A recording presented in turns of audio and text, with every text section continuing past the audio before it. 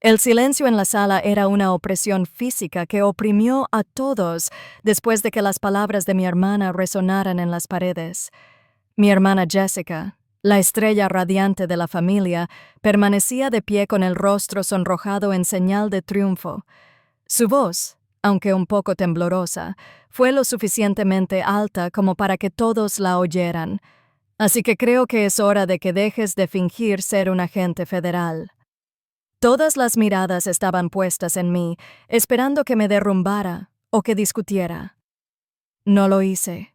Simplemente sostuve la mirada con una expresión indescifrable. Entonces, desde el otro lado de la habitación, un sonido agudo rompió la tensión. Era el roce de una pesada silla de madera contra el suelo. Un hombre distinguido con uniforme de general condecorado de la Fuerza Aérea, el general Miller, se puso lentamente de pie. No pronunció palabra. Simplemente se quedó allí, con la mirada fija en mí, y asintió lenta y deliberadamente con profundo respeto. Era un marcado contraste con la escena de apenas 2 horas antes. La noche había comenzado con una sofocante sensación de previsibilidad en el club de oficiales de la base. Estábamos allí para la cena de jubilación de mi padre, un coronel retirado del ejército que creía que el legado lo era todo. Yo estaba presente con mi uniforme de gala, y la placa pulida en mi pecho parecía más un blanco que un honor. Jessica, una oficial subalterna de asuntos públicos que llevaba su ambición como un segundo uniforme, había estado haciendo pequeñas pullas toda la noche sobre mi disfraz. Cada comentario era un codazo familiar, una entrada más en un registro de desires que se remontaba a mi infancia. Era el mismo tono condescendiente que usaba cuando elegía un camino diferente, uno más tranquilo y, para ella, incomprensiblemente aburrido. El verdadero punto de inflexión llegó cuando su propio oficial al mando, el general Miller, un hombre con reputación de integridad inquebrantable, se unió a nuestra mesa. Al ver la oportunidad de brillar, Jessica comenzó su actuación. Me hizo un gesto desdeñoso con la mano y rió, con un sonido ligero y agudo a la vez. «General», dijo, con la voz impregnada de falsa admiración, «tiene que apreciar la dedicación de mi hermana a la actuación. Trabaja en una oficina para el gobierno, pero viene vestida para una película de acción. Se tocó la sien con un dedo con manicura perfecta, un mundo de fantasía». Las palabras quedaron suspendidas en el aire, poco profesionales y profundamente irrespetuosas. Sentí el familiar calor de la ira crecer. Pero mi entrenamiento lo contuvo. Por fuera estaba completamente quieto. En mi interior, una fría y firme determinación empezó a tomar forma. Vi un destello casi imperceptible en los ojos del general Miller al mirarla a ella y luego a las condecoraciones de mi uniforme. Él interpretó su comentario como lo que era. No una broma, sino una flagrante muestra de ignorancia frente a un oficial superior. Lo sabía. Ella rió entre dientes, disfrutando de la risa discreta de la mesa, completamente ajena a todo. Creyó que acababa de ganar un punto más en nuestra eterna rivalidad. No tenía ni idea de que acababa de intentar humillarme delante del único hombre que había firmado personalmente mi último informe operativo de alta amenaza. Para comprender el silencioso ajuste de cuentas que se avecinaba, hay que comprender las 2 vidas que vivía. Para entender el silencio de aquella cena, hay que comprender las 2 vidas que vivía. Una era la que mi familia veía, una existencia tranquila y predecible en una oficina gubernamental de color beige. La otra era la vida real. Vivía en el silencio estéril de habitaciones seguras donde una sola palabra fuera de lugar podía tener consecuencias globales. Mi familia solo conocía la primera historia, la que les resultaba cómoda, la que, en muchos sentidos, habían escrito para mí. Desconocían la segunda y jamás se les ocurrió preguntar. Les resultó más fácil archivarme como alguien conocido, un personaje secundario en la vibrante historia de sus propias vidas. Recuerdo una Navidad de hace unos años. La casa bullía con ese típico caos navideño. Mi hermana Jessica, la innegable niña de oro, dominaba la sala. Acababa de recibir una distinción por servicio comunitario por organizar una carrera benéfica de 5 kilómetros en la base y sostenía el certificado enmarcado como si fuera el premio Nobel.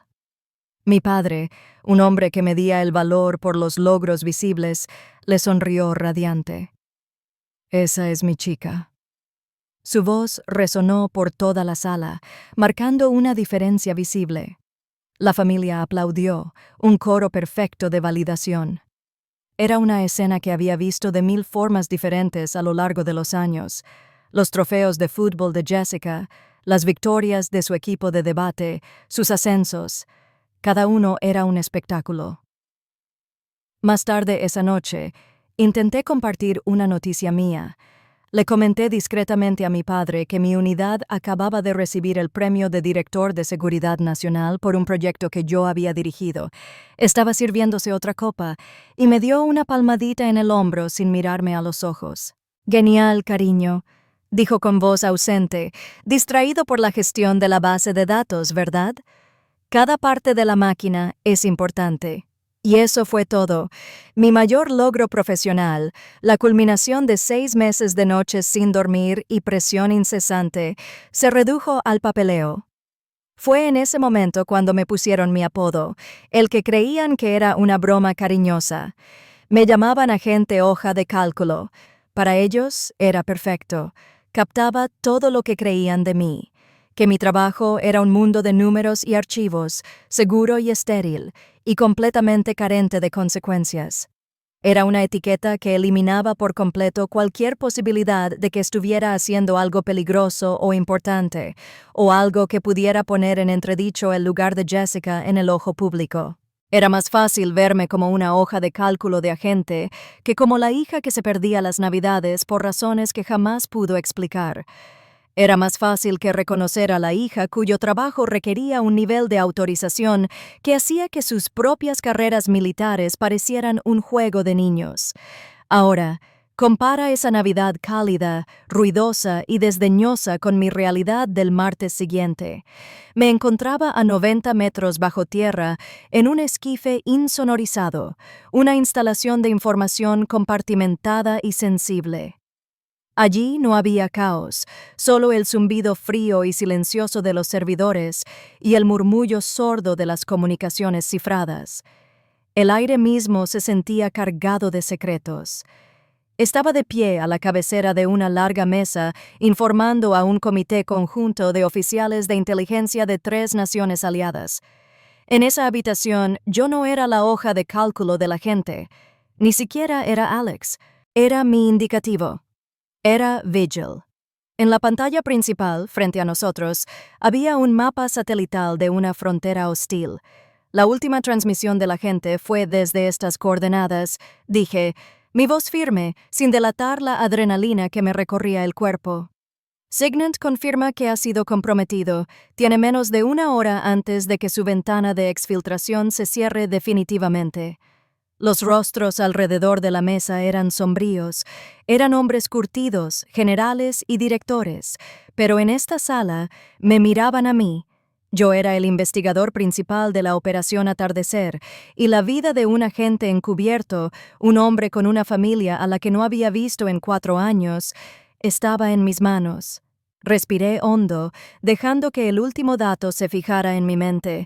Mi recomendación es activar el protocolo Pathfinder inmediatamente. Lo extraemos, no hay huellas. Hubo un momento de silencio. El peso de la decisión se instaló en la sala. En la conexión de video segura, vi al General Miller, el mismo hombre que un día asistiría a la cena de jubilación de mi padre. Simplemente me miró y asintió brevemente y con firmeza. Fue toda la confirmación que necesitaba. Era respeto, era confianza, era todo lo que nunca tuve en casa. La artífice de esa dinámica, quien mantenía la paz a toda costa, era mi madre, Carol, una mujer que creía que la armonía familiar era más importante que la justicia. Después de aquella Navidad, me encontró en la cocina. Su expresión era de suave compasión. «Ya sabes cómo es tu padre», dijo, con un suave susurro mientras limpiaba una encimera ya limpia. «Es de la vieja escuela, Entiende de desfiles y medallas, cosas que puede ver. Tu trabajo es tan reservado. Ten paciencia con él. Sus palabras pretendían ser un bálsamo, pero se sintieron como un veneno silencioso. Me pedía una vez más que me hiciera más pequeño para adaptarme a su visión limitada de mí. La carga recaía sobre mí, en comprender su incapacidad para ver. Su constante búsqueda de paz había creado un hogar donde mi realidad era simplemente demasiado incómoda para reconocerla. Durante años acepté la narrativa. La hoja de cálculo de la gente era la tapadera perfecta. Mi silencio los protegía de preocuparse por mí y protegía mi trabajo de sus indiscreciones involuntarias. Pero empezaron a creer que la tapadera era la verdad. Confundieron mi discreción con mediocridad. Así que decidí que finalmente dejaría que el protocolo hablara por sí solo. Cuando Jessica hizo ese primer comentario frente al General Miller, la punzada inicial fue aguda y familiar. Pero luego, algo más me dominó. Una profunda calma gélida me invadió, dejando de lado el dolor y reemplazándolo con un análisis puro y frío. Era un interruptor que se había activado en mí durante años de entrenamiento de alto riesgo. Mi mente se aquietó y un solo pensamiento, una directiva, se volvió clarísima. No intervenir, no corregir, no defender. Toda mi carrera se basó en la observación meticulosa, en comprender una situación y en aplicar los protocolos establecidos para lograr un objetivo. En ese momento, decidí dejar que los protocolos de la sala, un espacio regido por la costumbre militar y un respeto inquebrantable por la cadena de mando, fueran juez, jurado y verdugo. Esta no era una emboscada que yo hubiera urdido. El escenario lo había preparado la vanidad de mi hermana. Sabía desde hacía semanas que el General Miller estaba en la lista de invitados. Jessica llevaba un mes alardeando de que su compañero asistiría a la cena de jubilación de papá. Era su gran jugada, una forma de alinearse públicamente con el poder. Lo que ella no sabía, lo que jamás podría haber sabido, era que yo había informado personalmente al General Miller en una videoconferencia segura sobre una fuerza de tarea conjunta menos de un año antes. Él conocía mi indicativo antes de saber mi nombre. Sabía exactamente el significado de las condecoraciones de mi uniforme. Para él, mi uniforme de gala no era un disfraz, era la constatación de un hecho, una historia que él podía leer con perfecta claridad. El resto de la velada se convirtió en ejercicio y observación. Mi silencio era un vacío, y Jessica, impulsada por el vino y una vida de aparente superioridad, se apresuró a llenarlo. Ella interpretó mi serenidad como sumisión, una confirmación de la narrativa débil y aburrida que había creado para mí. Sus bromas sobre la hoja de cálculo de la gente se hicieron más frecuentes y ruidosas. Hacía algún comentario sobre mi trabajo ultrasecreto de archivar documentos y me lanzaba una sonrisa burlona desde el otro lado de la mesa, esperando una reacción. No le di nada. Simplemente bebí un sorbo de agua, mantuve la postura y la dejé hablar. Dejé que construyera su caso contra sí misma, ladrillo a ladrillo, en una sala llena de testigos expertos. Cada comentario condescendiente era solo una muestra más de inteligencia. La primera regla de cualquier investigación es dejar que el sujeto hable, porque inevitablemente revelará todo lo que necesitas saber. Jessica estaba tan ocupada actuando para lo que creía que era su público que no lo analizó en absoluto. Vio a los amigos de nuestro padre, vi a una docena de oficiales, tanto en activo como retirados, que entendían el lenguaje del honor comprobable. Su mayor error táctico fue identificar mal a sus aliados. Creía que su comandante estaba allí para impresionarla, un hombre cuya carrera se basó en distinguir la realidad de la ficción, en reconocer la verdadera autoridad cuando la veía. Las invitaciones ya estaban enviadas. Los invitados habían llegado. Jessica creía que este era su escenario, su público. No tenía ni idea de que era un sujeto inconsciente en una clase magistral de observación, a punto de ser interrogada por el mismo sistema que creía representar. El plato principal ya estaba listo, y un murmullo bajo y reconfortante llenaba el salón de banquetes privado del Club de Oficiales de Fort Meade. El aire estaba impregnado del aroma a cuero viejo, tradición y la autoridad serena de hombres y mujeres que entendían la rígida arquitectura de la jerarquía. Era un mundo construido sobre el respeto ganado, un idioma que mi hermana Jessica creía dominar. Fue entonces cuando decidió hacer su brindis improvisado. Con una copa en la mano, ofreció un homenaje encantador a nuestro padre. La sala sonrió. Entonces sus ojos me encontraron al otro lado de la habitación y su expresión cambió. Su sonrisa se tensó en algo afilado y condescendiente. Su voz destilaba una compasión más venenosa que cualquier insulto. «Y quiero darle un saludo especial a mi hermana», comenzó, haciendo una pausa para darle un toque dramático a su vívida imaginación. Unas risas nerviosas resonaron en las mesas cercanas. Alzó aún más su copa. Su rostro era una máscara de júbilo triunfal. «Pero en serio, es una cena familiar. Ya puedes dejar de fingir». Su voz se alzó, interrumpiendo la charla educada de la sala. Sus últimas palabras, una ejecución pública. «Deja de fingir ser un agente federal». Silencio absoluto. El tintineo de un tenedor contra un plato se detuvo a mitad de camino. Todas las cabezas en la sala se giraron primero hacia ella, luego hacia mí. Vi el rostro de mi padre, un lienzo de puro horror, no porque estuviera equivocada, sino porque había cometido una flagrante falta de decoro social antes de que yo pudiera siquiera pensar, antes de poder respirar. Se oyó de nuevo ese sonido, el que lo había empezado todo. El roce de una silla. El general Miller se ponía de pie. No echó la silla hacia atrás con ira. Se levantó con una seriedad lenta y deliberada que atrajo a toda la sala a su órbita. El oficial de mayor rango presente ahora acaparaba la atención de todos. Me miró directamente y asintió con la misma lentitud y formalidad que había mostrado al principio de la noche. Fue un respaldo silencioso y contundente. El silencio se prolongó, haciéndose más denso con cada segundo que pasaba. Entonces, desde una mesa cercana, un antiguo capitán de la Marina, amigo de mi padre, Ace, se inclinó hacia adelante en su asiento, con los ojos entrecerrados, mirándome el pecho. Era un hombre con décadas de servicio, y su mirada era analítica, entrenada. Murmuró lo suficientemente alto para que las mesas circundantes lo oyeran, con una creciente incredulidad en su voz. ¿Es esa la distinguida cruz de inteligencia? Su pregunta quedó en el aire. La primera prueba contundente presentada al jurado. La sala contuvo la respiración, esperando el veredicto. La voz del general Miller finalmente rompió el silencio. No fue fuerte, pero fue rotunda. «Lo es». Pronunció esas dos palabras con la rotundidad del mazo de un juez. Con mis credenciales ahora verificadas públicamente, volvió la mirada hacia Jessica y la calidez de sus ojos se desvaneció, reemplazada por una frialdad glacial. Se dirigió a ella no como amiga de la familia, sino como subordinada. «Teniente», dijo. Y el uso de su rango era un arma, una demarcación formal del abismo entre ellos. Su hermana no solo es oficial federal, sino agente especial de vigilancia.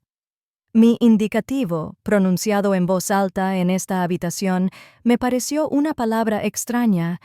Era un nombre que pertenecía a mi otra vida, un nombre que no tenía cabida aquí. Pero el general no había terminado. Dejó que el nombre se asentara antes de asestar el golpe final. Ella era la comandante de campo principal de la Operación Ocaso. El nombre impactó como una onda expansiva. Pude ver el reconocimiento en los rostros de los demás oficiales superiores presentes. Una operación legendaria, un caso clásico de éxito clandestino. Todos lo habían estudiado. Entonces miró directamente a mi hermana, y su voz se tornó tranquila y brutal. Una operación que yo y todos los demás oficiales de primera clase en esta sala hemos estudiado. Una operación de la que se le ha informado, pero para la que no tenía la autorización para saber quién estaba al mando. El rostro de Jessica palideció. Parecía como si la hubieran golpeado. Su petulancia, su armadura de superioridad de toda la vida, se hizo añicos, dejándola expuesta y completamente humillada. Vi a mi padre hundirse en su silla, tapándose la boca con la mano mientras me miraba fijamente, viéndome de verdad por primera vez. No miraba a su hija, callada y estudiosa. No miraba la hoja de cálculo de un agente. Miraba a un oficial clandestino altamente condecorado, cuyo mundo secreto acababa de oír mencionar. Jessica se quedó paralizada, una estatua de vergüenza pública, corregida y despedida por su propio comandante. Las últimas palabras del general Miller no fueron una petición, fueron una orden. Te disculparás con el agente especial, luego te sentarás. Mi hermana se había pasado la vida buscando la gloria visible. Al final, solo bastaron 2 palabras, Operación Ocaso, para hacerla completamente invisible. La cena no terminó con un estallido, sino con una disolución silenciosa e incómoda. Las conversaciones se apagaron, reemplazadas por miradas desviadas y el educado roce de las sillas. Desde mi asiento, observé cómo el General Miller mantenía una conversación tranquila e intensa con una Jessica mortificada cerca de la puerta. No gritaba. No tenía por qué hacerlo. Su voz baja y controlada y su mirada decepcionada eran más castigadoras que cualquier diatriba. Él habló, ella asintió, y luego la despidió con un último gesto brusco. Ella se había ido, desapareciendo de la habitación sin volver a mirarme. En ese momento, era solo una teniente perseguida a la que ponían en su lugar. Unos minutos después, mi padre se acercó a mi mesa. Parecía mayor que al principio de la noche. La postura rígida del orgulloso coronel fue reemplazada por la encorvada de un hombre enfrentado a una verdad que no podía procesar. Tardaba en pronunciar las palabras. Su voz era apenas un susurro. Alex, yo no tenía ni idea. Lo miré y, por primera vez, no sentí rabia, ni necesidad de disculparme, ni deseo de hacérselo entender. Solo había una inmensa y silenciosa distancia entre nosotros, un abismo creado por años de ceguera voluntaria. Lo sé, dije. Esas 2 palabras fueron suficientes. Querían decir, sé que no me viste, sé que no quisiste verme, y sé que ya es demasiado tarde para cambiarlo. El resto de la noche fue diferente.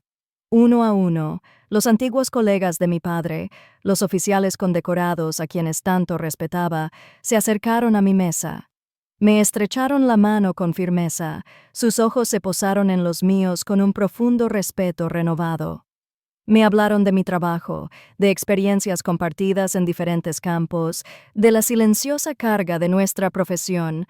Por primera vez en mi vida, en el mundo de mi padre, no era su hija, era una igual.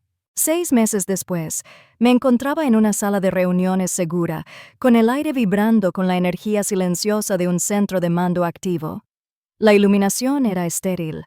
Las paredes estaban llenas de monitores que mostraban flujos de datos cifrados y el aroma a café era el único perfume. Este era mi mundo. Este era mi lugar. En la puerta había una placa sencilla, con letras grabadas nítidas y claras.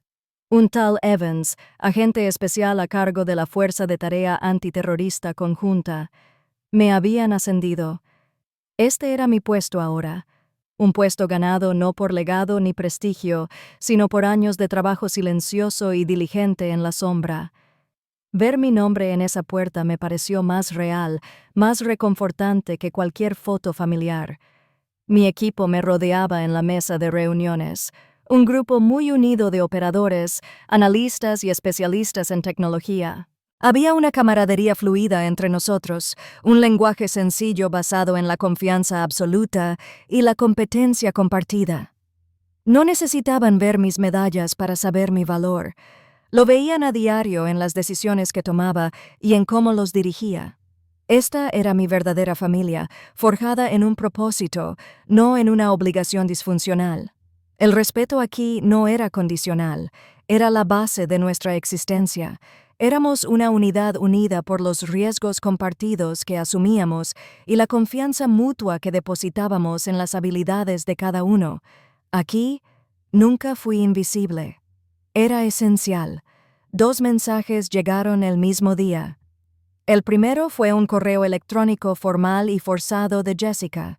Era una carta de disculpas perfectamente redactada, llena de lenguaje formal sobre la conducta profesional y el respeto a los compañeros.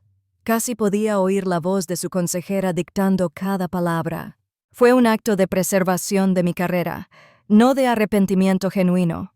Lo leí una vez, no sentí nada y lo borré sin pensarlo 2 veces. Era solo ruido. El segundo era un paquete pequeño y pesado de mi padre. Dentro, guardado en una caja de terciopelo, estaba su posesión más preciada, su propia medalla por servicio distinguido de su tiempo en el ejército. Junto a ella había una simple nota escrita a mano en su papel membretado. Las palabras eran temblorosas, pero claras. Esto pertenece al verdadero héroe de la familia. Lo siento mucho y estoy muy orgulloso, papá. Sostuve el metal en mi mano, sintiendo su peso fresco y pesado. Cargaba con el peso de toda su carrera, de sus expectativas, de una disculpa que hacía tiempo que había renunciado a escuchar. No hubo una oleada de triunfo, ni una sensación de victoria, solo una silenciosa y sombría sensación de cierre. Llevé la caja a mi nueva oficina. En una vitrina en la pared, junto a mis propios premios, coloqué su medalla. No se trataba de que él me dejara su legado, ni de que yo lo superara. Se trataba de 2 mundos diferentes, 2 caminos distintos. Finalmente encontraron sus lugares de honor en la misma pared. Mi familia estaba tan concentrada en el uniforme que veían que ni siquiera pensaron en el que no veían. Un legado no se trata del nombre que te dan, se trata del que te ganas en la sombra.